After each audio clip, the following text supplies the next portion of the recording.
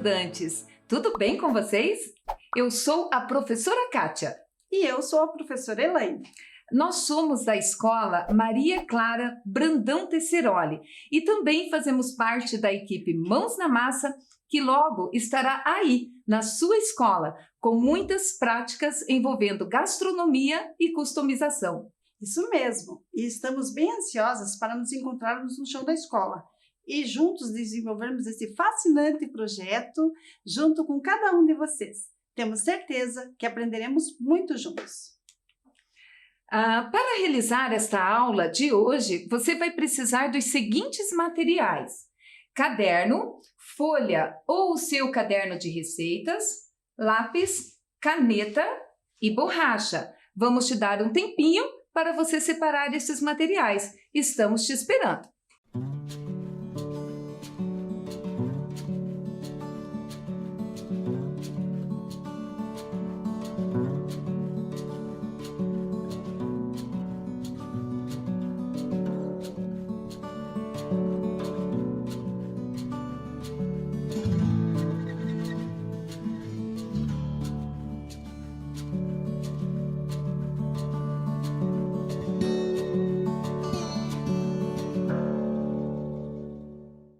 Agora que você já pegou o seu material, anote a data e o tema da aula de hoje. Mais um tempinho para você.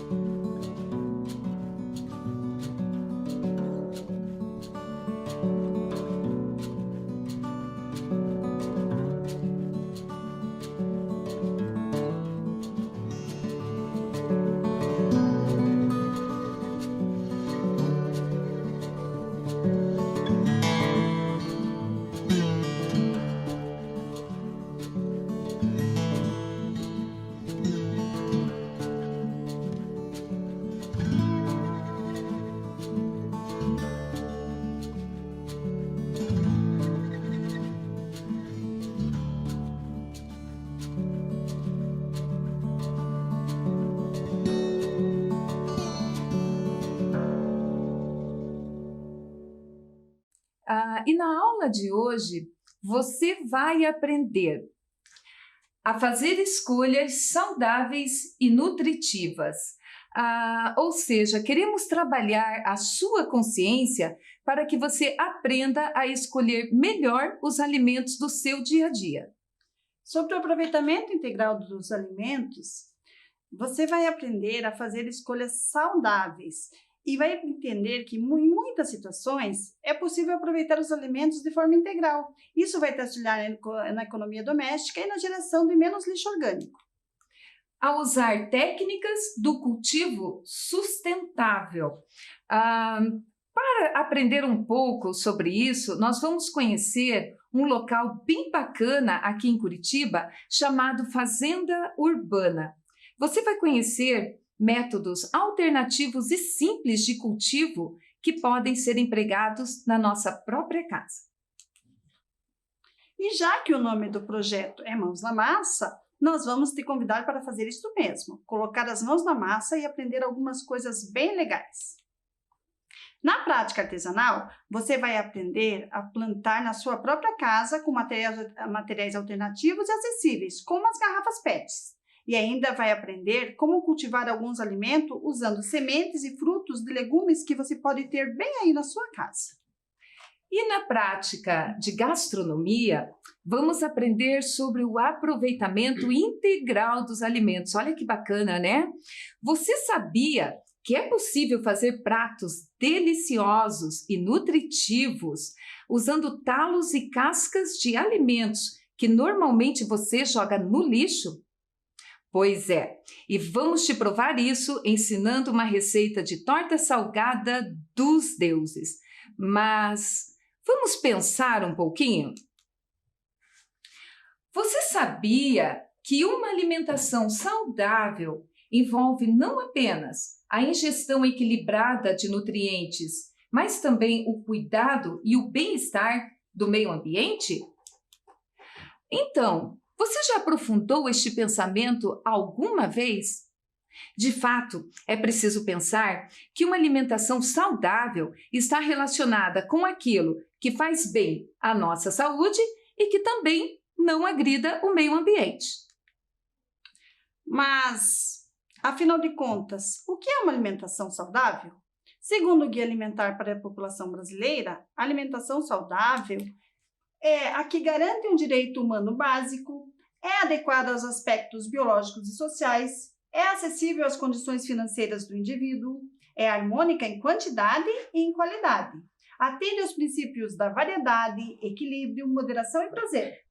É baseada em práticas produtivas adequadas e sustentáveis. Esta é uma citação muito importante, porque nos ajuda a refletir sobre a alimentação saudável. Notem que ela está relacionada a inúmeros aspectos da nossa vida em sociedade, inclusive nas práticas sustentáveis de produção dos alimentos que ingerimos.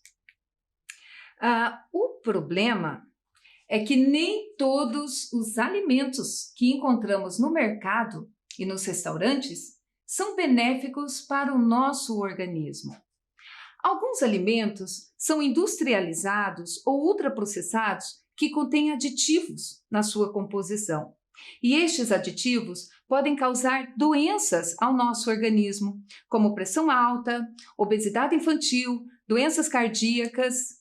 Há também alimentos que são produzidos com muito agrotóxico e, como você já sabe, o uso indiscriminado de veneno pode acarretar sérios danos para a nossa saúde e para o meio ambiente, sobretudo pela contaminação do solo e dos sistemas hídricos.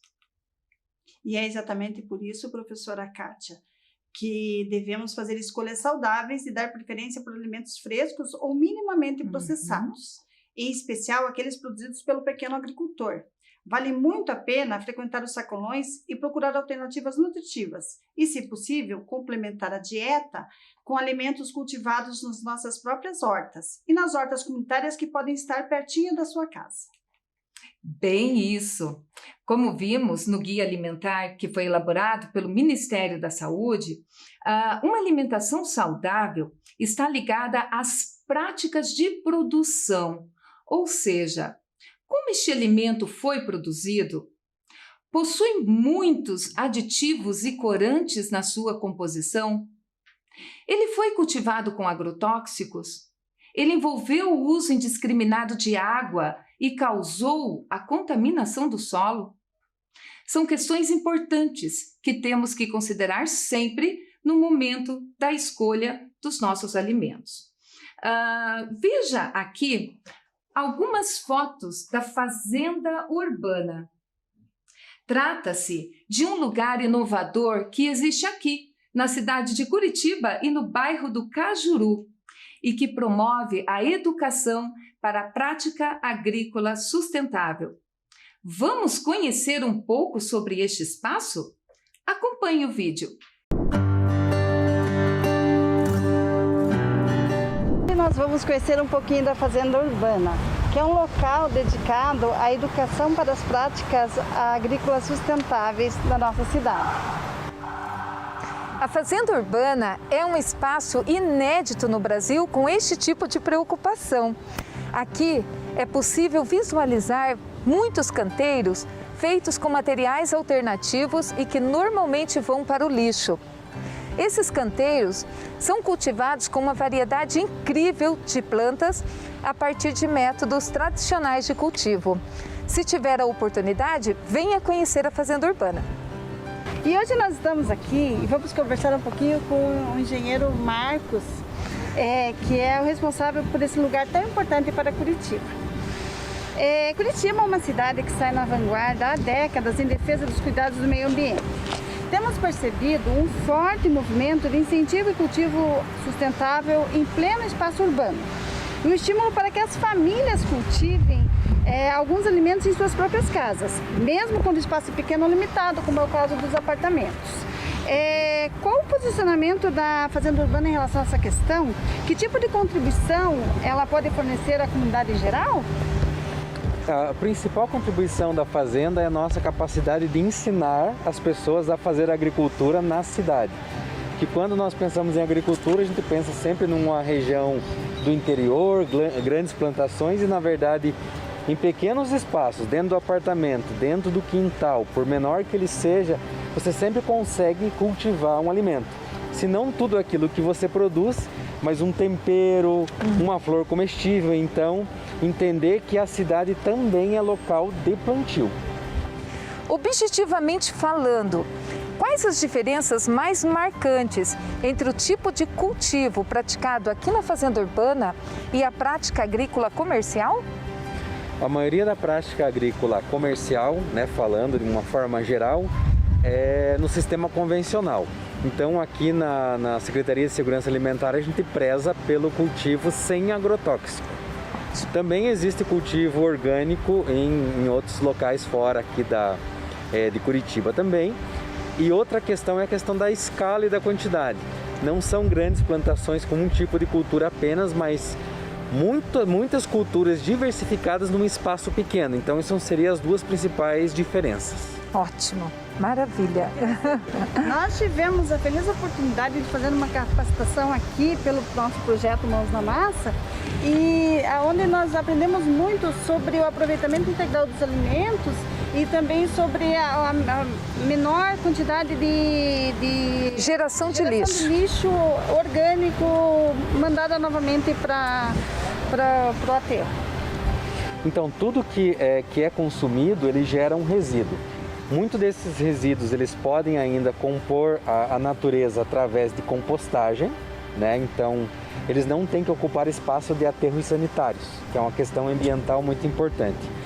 E a outra questão também é que com o aproveitamento integral, muitas partes altamente nutritivas das plantas que nós não estamos habituados a consumir passam a fazer parte das nossas refeições. Então, por exemplo, às vezes a gente imagina que só o brócolis pode ser consumido como alimento e tem ideia de receitas que são feitas com as folhas do brócolis ou com as cascas de banana. Então, tudo que é administrado como nutrição deixa de ocupar espaço no lixão.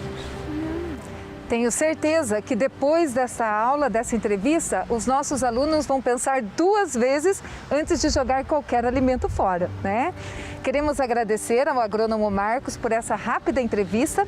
Nós aprendemos muito e temos certeza que os nossos estudantes em casa também aprenderam muito. Obrigada pelo seu tempo. Eu que agradeço vocês. Então quero agradecer muito a presença das professoras aqui na Fazenda Urbana e nos colocamos à disposição para todo o aprendizado em relação à agricultura e boa alimentação.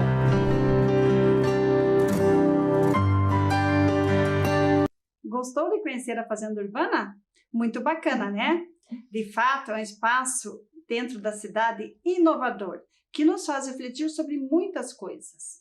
Note que o agrônomo Marcos destacou 3 pontos bem importantes. O cultivo sustentável no espaço urbano.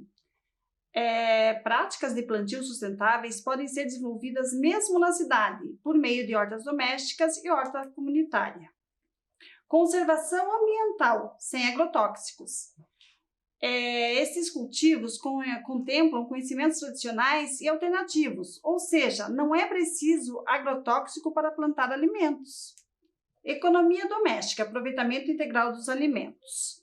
Podemos fazer economia doméstica usando nos preparos diários também as cascas, talos e as sobras de alimentos.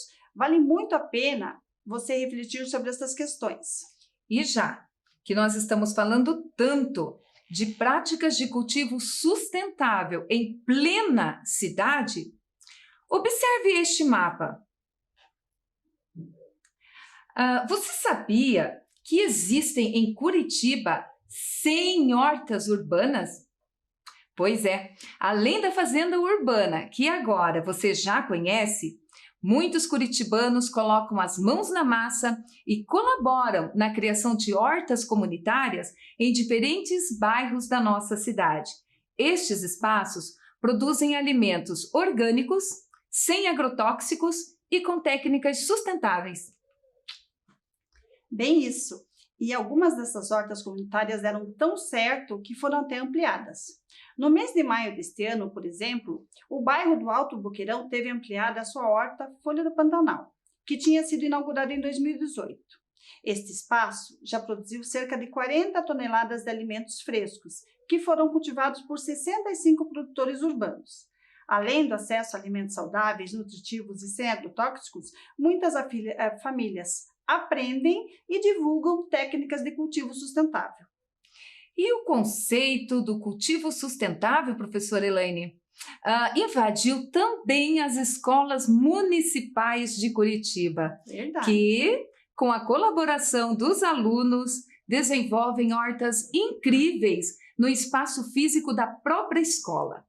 E você, estudante, já teve a oportunidade de colaborar com a horta da sua escola? Vocês realmente dão show quando o assunto é sustentabilidade. Em muitas escolas, os estudantes põem as mãos na massa e depois de muito aprendizado sobre como plantar, mas sem agredir o meio ambiente, eles saboreiam o resultado do seu belo trabalho. Mas essa iniciativa não precisa ficar restrita ao espaço escolar. Vocês também podem cultivar alguns alimentos na sua própria casa. A forma mais fácil de começar esse projeto é plantando temperos em vasinhos como esses aqui, no seu próprio quintal. Assim, rapidamente você vai ter à mão tudo o que você precisa nos seus preparos diários. E melhor, tudo fresquinho, sem veneno. Isso mesmo, professora. Neste quadro, podemos ver algumas possibilidades de cultivo que podem ser plantadas em pequenos espaços, inclusive nos apartamentos. Alface, tomate, cebolinha, cenoura, enfim, a variedade é imensa. E aqui temos uma sugestão para você que mora em apartamento e tem pouco espaço útil para o cultivo. Olha que maravilha essa horta suspensa aqui. Tem vários modelos. Você vê qual é o mais indicado para a sua casa. E lembre-se que ao usar os materiais alternativos para montar a sua própria horta, você vai usar materiais como cano de PVC, pedaços de madeira, até garrafa PET. Assim, o lixo você colabora com a geração de menos lixo e também com o meio ambiente. Você sabia que a garrafa PET, além de canteiros, ela pode fazer também lindos vasos como esse aqui? E plantar na garrafa PET é muito mais simples do que você imagina. Vamos aprender mais sobre isso? Acompanhe o vídeo. Pessoal, agora nós vamos fazer um vaso com material alternativo, com uma garrafa PET que você pode ter na sua casa. Esse vaso pode ser usado para você começar a montar uma horta dentro da sua casa e convidando seus familiares para poder estar participando com você. Então, só uma dica bem importante, não faça esse vaso sem a presença de um adulto, pelo menos supervisionando, porque você vai usar materiais como tesoura, estilete, que requer a orientação de uma pessoa adulta. Vamos começar então agora a marcar a nossa garrafa. Então você vai pegar um pincel atômico, uma caneta que você tem em casa, e você vai fazer a marca, você começa marcando o espaço que vai ser recortado. Aí você vai ter vai avaliar mais ou menos um espaço que seja possível de colocar a terra e também um espaço para que a planta possa desenvolver-se. Muito bem. Feito isso, você vai agora pegar um estilete ou uma faca, um material cortante, com o apoio de um adulto, você vai marcar o início do corte. Não precisa cortar tudo com o estilete, só vai marcar o início do corte. Feito isso, você pega uma tesoura, coloca naquele espaço que você fez a marca e você vai recortar com a sua tesoura com o apoio do adulto. Se você quiser, você pode pedir para esse adulto fazer esse recorte para você, para facilitar. Você vai recortando toda a volta da garrafa. Olha, pessoal, depois que nós já fizemos o corte na superfície da garrafa para colocar a terra e plantar a sementinha, nós vamos precisar colocar alguns furos aqui que você pode fazer com uma chave de fenda ou mesmo com um preguinho que você tem em casa, somente para abrir os furos para que a água possa escoar depois que você molhar a planta.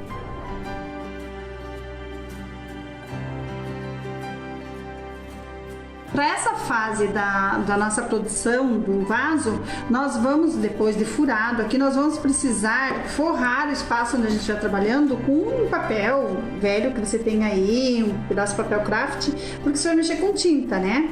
Então, eu escolhi uma tinta branca porque eu já tinha uma tinta branca aqui, que eu pintei o móvel, sobrou, então eu vou aproveitar integralmente esse restante de tinta e vou decorar o meu vaso.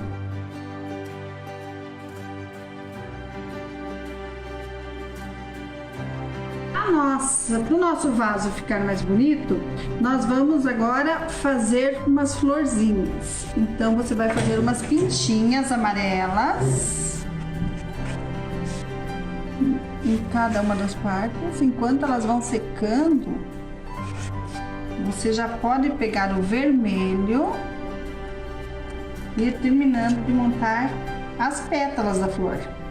Aqui a criatividade é sua, a escolha das cores, os tipos de desenho, fica muito bonito com desenhos geométricos também. Mas eu escolhi essas florzinhas porque eu não tinha muita tinta, então eu aproveitei o que eu tinha aqui na minha casa e resolvi fazer as pétalas vermelhas para dar destaque no meu vaso da minha horta, no meu quintal.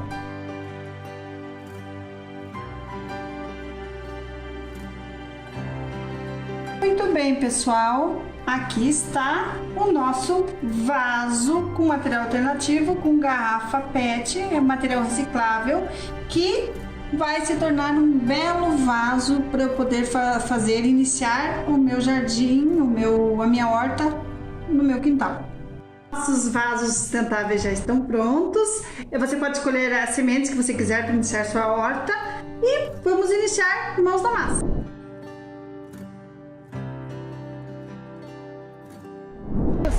Nós fizemos uma prática artística na escola e usamos essa garrafa PET que poderia ser descartada no lixo, nós achamos melhor reaproveitar.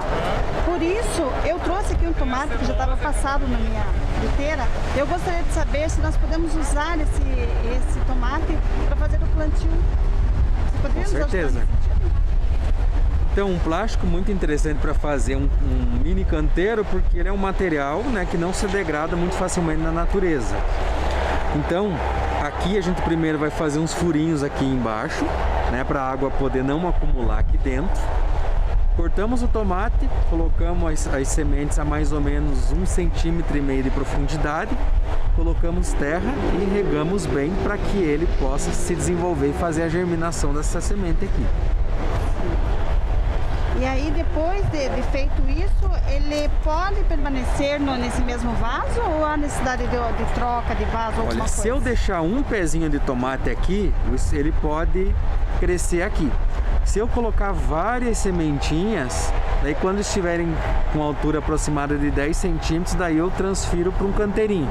É que eu fiz essa experiência na minha casa e eu queria mostrar para você o resultado. Você quer dar uma olhadinha? Olha só. Aqui, ó, olha como ficou o que eu plantei.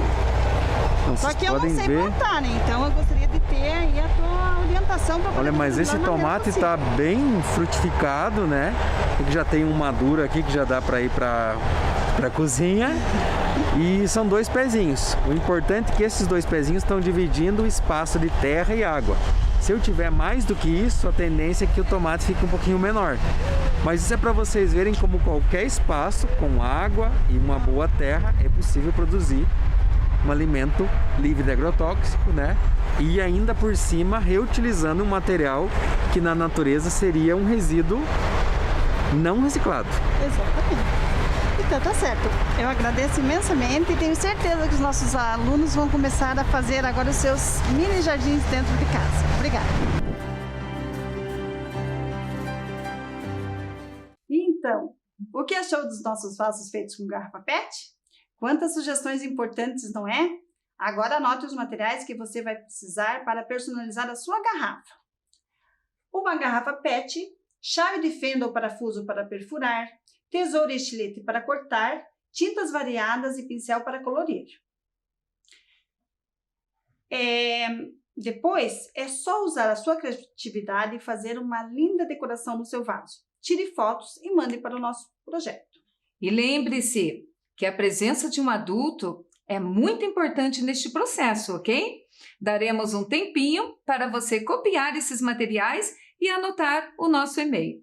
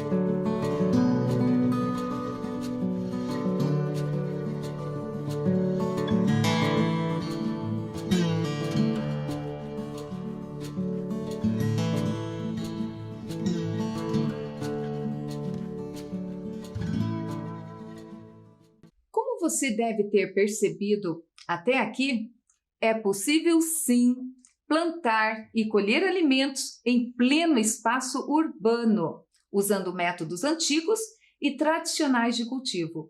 Isso é ser sustentável. Mas pense comigo um pouquinho.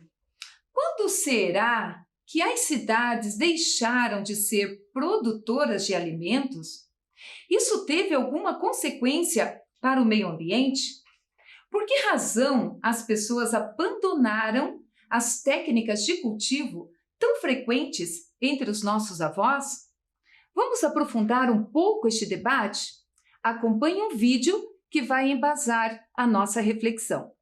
Desde o surgimento da espécie humana, a caça e a coleta foram os primeiros modos de subsistência do Homo sapiens. No Oriente Médio, seres humanos começam a domesticar pequenos ruminantes, com o fim de garantir acesso constante a alimentos de origem animal.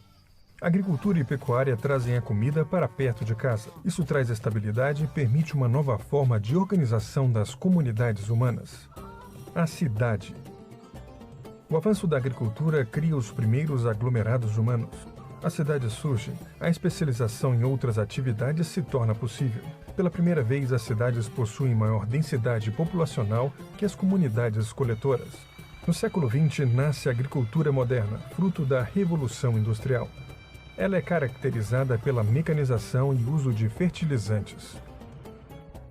A acumulação de capital permite o financiamento de novas tecnologias, que aumentaram consideravelmente a produtividade.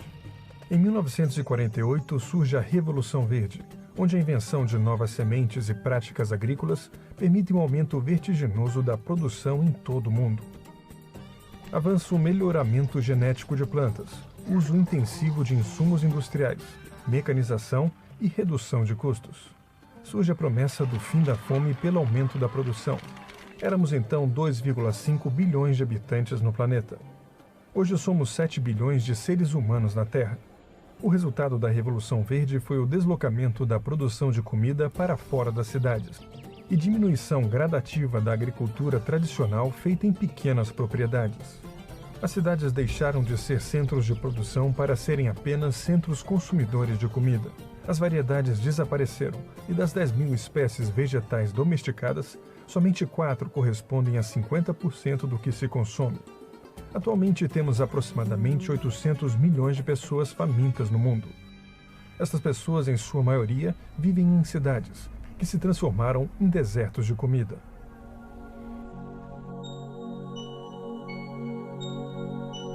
Como você percebeu na animação, desde a pré-história, a agricultura e a criação de animais estiveram presentes na vida dos primeiros grupos humanos. E foi por conta destas atividades que eles deixaram de ser nômades e se tornaram sedentários, ou seja, passaram a ter moradia fixa. Verdade. O ato de plantar e a domesticação de animais descobertas pelo homem no período neolítico resultaram na sedentarização e mudou muito a forma de viver dessas pessoas. O acesso fácil aos alimentos aumentou a população e as aldeias cresceram. E estas aldeias deram origem às primeiras cidades, e assim surgiram as primeiras civilizações da humanidade. Mas é bom lembrar que essas atividades produtivas nem sempre permaneceram próximas às moradias humanas. Quando será que isso se alterou? Então, este processo foi gradativo, mas intensificou-se muito durante a Revolução Industrial, que teve início lá na Inglaterra no século XVIII. Essa revolução modificou a relação entre o homem e a natureza, e ocorreu uma nítida diferenciação também entre o campo e as cidades.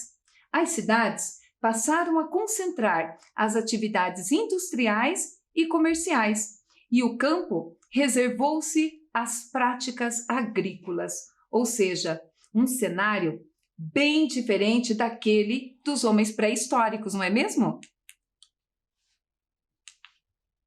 É importante lembrar também que este período foi marcado por forte degradação do meio ambiente, ou seja, o desmatamento das florestas, a poluição dos rios e a grande emissão de gases poluentes pelas fábricas.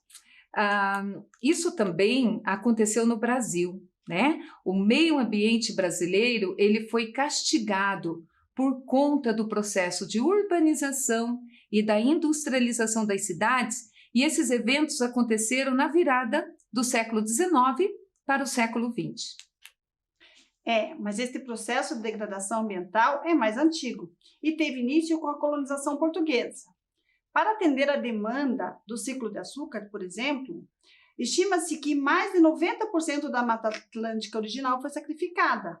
Afinal, era preciso muita lenha para alimentar os fogões dos engenhos de açúcar. E grande parte dessa lenha foi tirada da nossa Mata Atlântica. Tudo isso significa, professora, que a inserção do Brasil no processo de modernidade causou impactos severos, não apenas sobre o meio ambiente, mas também sobre a vida das pessoas. Como vimos na animação, no século XX, a fome penalizou muitas pessoas no mundo e, por conta dela, as grandes potências mundiais investiram alto em tecnologia para aumentar a produção de alimentos. Aqui no Brasil, os campos foram mecanizados e a produção de alimentos realmente cresceu, mas isso gerou desemprego, sobretudo entre os pequenos camponeses, né? Foi nesse cenário, professora, que aconteceu o êxodo rural, um forte movimento de deslocamento das pessoas do campo em direção às cidades. Observe nesse quadro, porque ele retrata bem o processo chamado êxodo rural. Percebam que ele está relacionado com a urbanização e industrialização das cidades brasileiras. A mecanização beneficiou os grandes produtores rurais, pois eles tinham recursos para modernizar as suas produções. Os pequenos camponeses, por sua vez, perderam suas fontes de sobrevivência e migraram para as cidades. A maioria, entretanto, não tinha qualificações profissionais suficientes e se depararam com o desemprego. E foi assim, então, que as cidades passaram a concentrar muitas pessoas e se tornaram centros consumidores de produtos. O crescimento desordenado, né, das cidades trouxe muitos, mas muitos problemas. Consumismo desenfreado, geração de muito lixo, poluição da água, do solo e do ar, diminuição das áreas verdes e até fome, pois as cidades deixaram de produzir alimentos e se tornaram verdadeiros desertos de comida. Isso mesmo, professora Kátia. E é por conta das consequências negativas desse processo que hoje discutimos tanto a sustentabilidade urbana, cujo maior desafio é a gestão socioambiental, ou seja, como transformar os grandes centros urbanos em locais sustentáveis e agradáveis para viver? Portanto, é preciso mais políticas públicas e ações individuais de todos nós para que possamos garantir o bem-estar social de todas as pessoas sem impactar negativamente com o meio ambiente. Isso mesmo. E uma cidade sustentável é também uma cidade que se preocupa com a geração de menos lixo, como aquele lixo que nós produzimos todos os dias nas nossas casas quando preparamos as nossas refeições. Que tal gerar menos lixo aprendendo uma receita que ensina a aproveitar integralmente os alimentos? Acompanhe o vídeo de uma receita que foi ensinada pelo chefe Rafael Utimura. Olá, estudantes! Eu sou a professora Kátia e estamos aqui hoje na cozinha da Fazenda Urbana para fazer uma receita deliciosa. Vocês sabiam que é possível fazer uma receita de torta salgada usando talos e cascas de alimentos que normalmente vão para o lixo? Pois é, isso se chama aproveitamento integral dos alimentos e é este conceito que nós vamos aplicar na nossa receita de hoje. Vamos começar então. De início, nós vamos colocar na frigideira um pouco de azeite e na sequência, já está tudo aqui preparadinho, separado, a cebola misturada com o alho. Não tem problema, pode refogar tudo junto. Sal a gosto de vocês. Além do sal, vocês podem estar colocando também um pouco de pimenta, de páprica, curry, enfim, o que for do gosto de vocês, vocês podem estar colocando nessa receita. Quando vocês perceberem que já está bem douradinha a cebola e o alho, vocês vão colocar a casca de abóbora processada ou picadinha. Então, pessoal, sabe aquela abóbora que a sua mãe usou para fazer aquele doce maravilhoso ou aquele refogado com batatas? Não joguem fora. Faça a higienização, guarde num pote e, no momento oportuno, vocês usam para fazer essa receita. Vocês também podem usar a casca de abóbora no preparo de sopas e de refogados. Fica muito bom. Depois de uns 2 minutos que a casca de abóbora estiver ali, junto nessa misturinha, vocês vão colocar os talos. Nessa receita eu separei aqui o talo de couve e o talo de brócolis. Então vamos incorporar aqui. O talo, vocês podem usar os talos da preferência de vocês. Então, se tiver em casa talo de couve-flor ou talo de agrião, se por um acaso vocês tiverem horta em casa e tiver beterraba, por exemplo, é possível usar o talo da folha da beterraba, da folha da cenoura, enfim, são alimentos que normalmente também as pessoas jogam no lixo, e que vai fazer toda a diferença nessa torta. Depois, então, que estiver bem refogado, vocês vão colocar a cenoura raladinha. Não tem problema usar essa cenoura com casca e tudo, desde que ela esteja bem higienizada. Então, depois da cenoura, eu coloquei o cheiro verde, a cebolinha e a salsinha picadinha. Então, praticamente, o recheio da nossa torta salgada já está pronto e nós podemos iniciar a segunda etapa da nossa receita. Enquanto o nosso recheio está esfriando um pouco, nós vamos fazer então a massa da nossa torta salgada. Neste momento, é muito importante que você não se esqueça de deixar o seu forno aquecendo em 180 graus, ok? E para fazer a massa é tudo muito simples. Basta misturar os ingredientes pedidos para essa parte da receita. Então, vamos fazer isso. Vamos usar um liquidificador. Primeiro, a gente vai colocar o leite, o óleo, queijo parmesão, tá? O queijo ralado que vocês tiverem em casa. Se vocês não tiverem o queijo, não tem problema. A receita pode ser feita sem o queijo. É bom a gente colocar um pouco de sal. Sal também é a gosto. Eu gosto de sabores intensos na comida, então vou colocar pimenta de novo e vou colocar mais um pouquinho de páprica. Mas fica a critério de vocês. Só evitem de usar os produtos industrializados, né? Aquele temperinho pronto, porque eles não fazem bem para a saúde. Na sequência, nós vamos colocar os ovos. Não quebrem os ovos diretamente no liquidificador, porque você pode correr o risco de encontrar um ovo estragado e perder todos os ingredientes. Agora, vamos bater.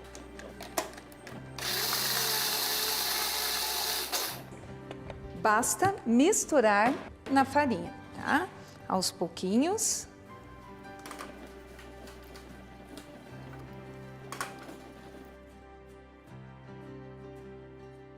Ok, agora então a massa já está pronta. Só falta colocar o fermento. O fermento, pessoal, é a última coisa que a gente coloca numa receita. Eu vejo muitas pessoas comentando que o bolo não cresceu porque iniciou o processo com o fermento e ele perdeu o efeito. Então, o momento ideal é agora, pertinho da hora de levar para o forno. Então, vamos colocar uma colher de sopa e mexer bem. Agora, então, que você já misturou o fermento, basta fazer a montagem da torta. E para isso, nós vamos precisar de uma forma. A minha já está untada com margarina e farinha. Vejam que eu optei por uma forma de vidro, né? Mas você pode fazer em casa com a forma que você tiver, inclusive a forma de alumínio. E agora você vai colocar metade dessa massa.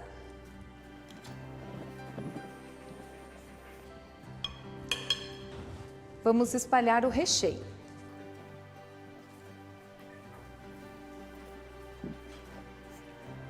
Basta finalizar com a segunda parte, o restante da massa.